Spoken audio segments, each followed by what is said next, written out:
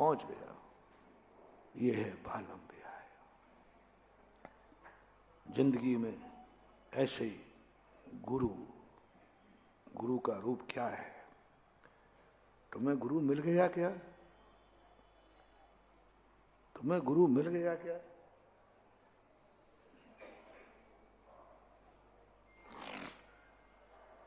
मिल मिला, ये सब क्या भी की बातें हैं। मैं गुरु मिल गया है तो क्या तुम्हारे मन में कोई अपराध करने पर उनके सामने कहने में डर तो नहीं लग रहा है? नहीं लग रहा है? यदि मैंने कह दिया तो मैं गुरु की नजरों में अभी तुम्हें गुरु मिला ही नहीं, अभी तुम्हें गुरु मिला ही नहीं। माते कहबे की बातें हैं, सब कहे जाओ, लगे रहो, कुछ नहीं होने वाला, कोई सिद्धि होने वाली नहीं, कोई सिद्धि होने वाली नहीं, गुरु का आशीर्वाद भी फलने वाला नहीं। गुरु का लक्षण क्या है? जहां सब कुछ कहो, क्या कहा? सब कुछ कह सको, कुछ नहीं। गुरु गिरा देंगे, गुरु भगा देंगे, कर देंगे, गुरु हमारा अपना भी नहीं आना चाहिए। मन में ये शंका उत्पन्न ही नहीं होना चाहिए। क्या मतलब? चिंता मत करना। ऐसे निश्चल मन से, ऐसे निश्चल भाव से या तुम गुरु के सामने कोई बात रखोगे तो सच्चा गुरु तुम्हारी उपेक्षा नहीं करेगा, तुम्हें गले से लगा लेगा। यही तो गुरु देख रहा है।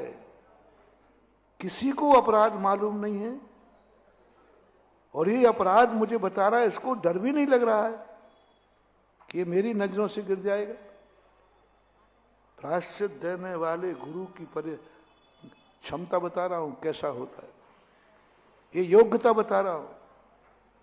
शिष्य प्रायश्चित दे रहा है, गुरु यही सोच रहा है, गुरु ने यही पूछा किस किस को मालूम है? साहब किसी को मालूम नहीं, पर मैंने अपराध किया है। बस यहां गुरु का आनंद, अपन सोच रहे हैं गुरु की नजर में गिर जाऊंगा और गुरु आनंद से उछल रहे हैं। गुरु कह रहे हैं मैं धन्य हो गया ऐसे शिष्य को दीक्षा दे करके, धन्य हो गया, मेरे भाग्य है कि मुझे ऐसा शिष्य मिला जो अपराध किसी को मालूम नहीं है और मुझे बता रहा है। उसे डर नहीं लग रहा है कि गुरु महाराज मेरे साथ क्या व्यवहार करेंगे। जहां डर लगने लग जाए।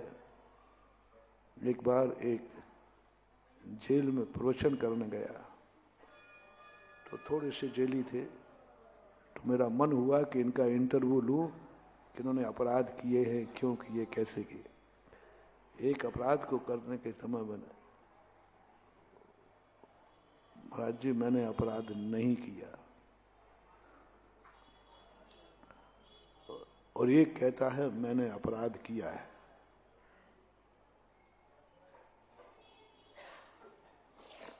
जेलर साहब कहते हैं, बोले महाराज जी ये क्या बात है? मैंने इसको मार मार के हाथ पैर तोड़ दिए।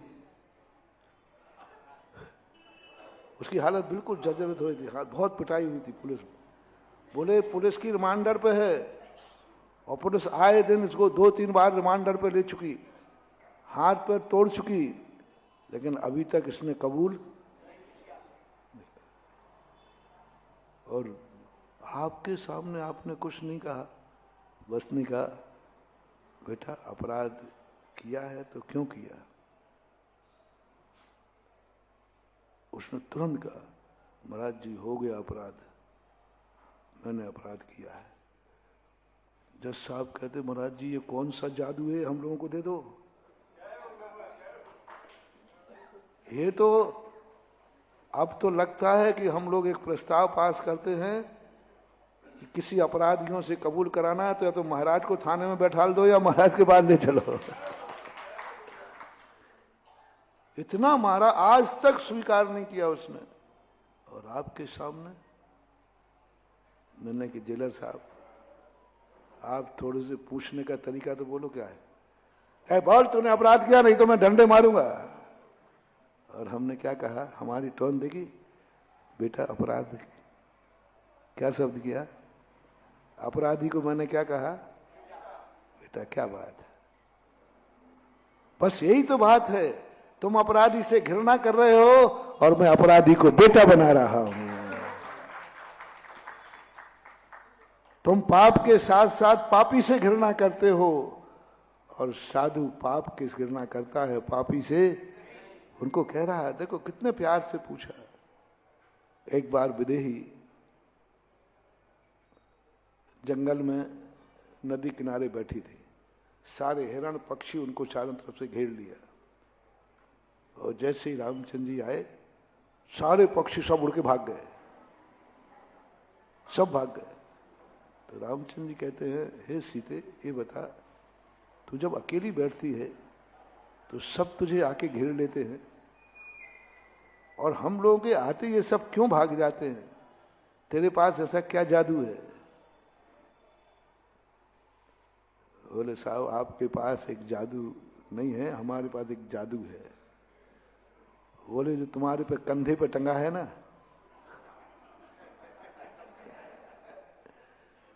पशु भी तुमसे नहीं डर रहे हैं, जो तुम्हारे कंधे पे टंगा है इससे है, और मेरे कंधे पे कुछ है नहीं, इसलिए मां की ममता का आंचल है, इसलिए चले आते।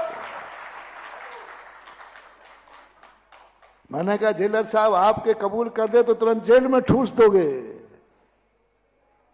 और हमारे सामने कबूल कर ले तो हम गले से लगा लेंगे। यही तो कहा था रामचंद्र जी ने जब विभीषण को लंकेश कहा, तो यही तो कहा था रामचंद्र जी ने, राज गयो कछु सोच नहीं, नहीं सोच हमें वनवास भये को,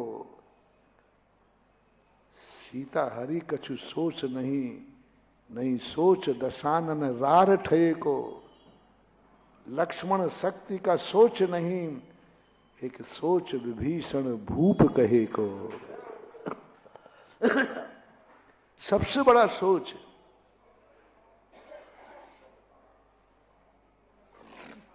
सबसे बड़ा सोच चिंता का विषय बन गया। विभीषण जैसे ही आया तो रामचंद्र का, आओ लंकेश, ये शब्द कहते ही रामचंद्र जी हिचक गए, अरे मैंने क्या बोल दिया।